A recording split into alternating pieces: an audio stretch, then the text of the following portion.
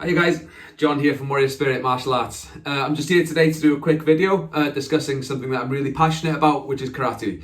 Now, anybody who's made the mistake of mentioning karate in front of me in the past year and a half to 2 years has had to do this big long rant going into the ins and outs and timelines and all sorts of crazy stuff. But today I'm going to try and keep it to sort of concise few minutes and just hit on the points.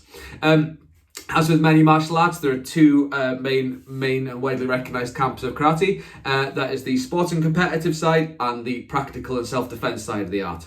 Now, as with most martial arts, the biggest, the most sort of famous version is the sports side, where, you know, in karate you might see it in the Olympics and the UFC and that. So that style is most widely sort of understood as katas, which is the flowing sort of sequences of moves with like pinpoint accuracy and amazing self-control and like perfect technique on everything.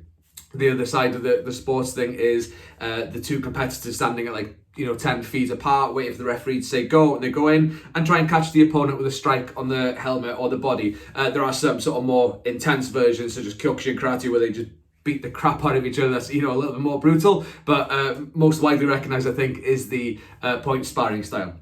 Now, the other side of the art is known as practical or applied karate. That involves studying the moves of the kata and seeing how they could be applied against a realistic attack, such as a choke or a lock or a grab or something like that.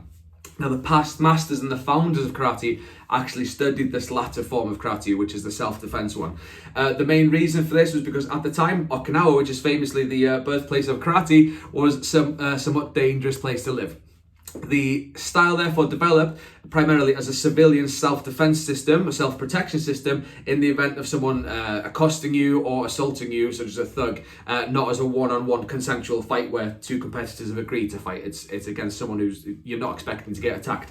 In 1908, Anko Itosu, creator of probably the most widely practiced kata series in the world, known as the Pinans, he wrote, "Karate is not merely practiced for your own benefit.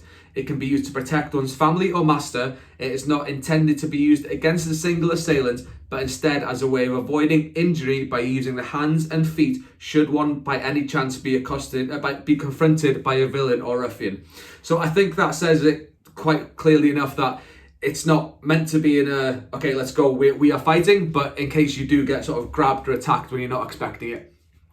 The kata are records of techniques used in karate, and a lot of the meaning has been lost over the time. So in order to popularize the spread of the art, the masters introduced it to the school system on the actual mainland of Japan, which led to the art being somewhat declawed because the potentially devastating techniques that were exhibited in the kata could not be safely taught. When viewed at a distance, that is in a one-on-one consensual fight where you and I agree to fight, a lot of the moves that are seen as blocks, because we're here, you're throwing a punch, I could block it from here, right? When investigated through a lens of defending against a closer range attack, so someone grabbing you this way or going for a choke in a self-defense situation, they take on a new meaning as joint locks, limb breaks, and disabling techniques intended to allow the practitioner to escape. Gichi Funakoshi, the founder of Shotokan style, who is widely recognized as the father of modern karate, wrote in his 12th precept, "Do not think that you have to win, think rather that you do not have to lose."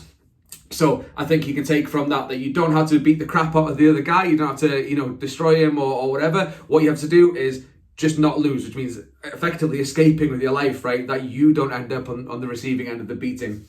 So, having also been involved in Gracie Brazilian Jiu-Jitsu, which also suffers from the sports versus self-protection issue, I can see how the techniques of kata actually record similar movements and incredibly painful locks, chokes, and escape strategies from close-up attacks.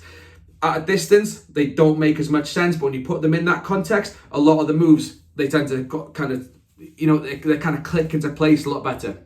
So there's a growing movement towards the practical side of karate and a return to the actual tradition, and I'm pleased to say that our karate that we teach at Warrior Spirit will be a part of that. So guys, if you've got any questions, comments, things that you think might have been wrong with the video, things that might have said, I don't know, any agreements, disagreements, I'm happy to hear both sides of the argument. Just drop a comment below, send me a message or whatever, guys, yeah? Thanks a lot for listening, and I'll see you soon. Well, bye.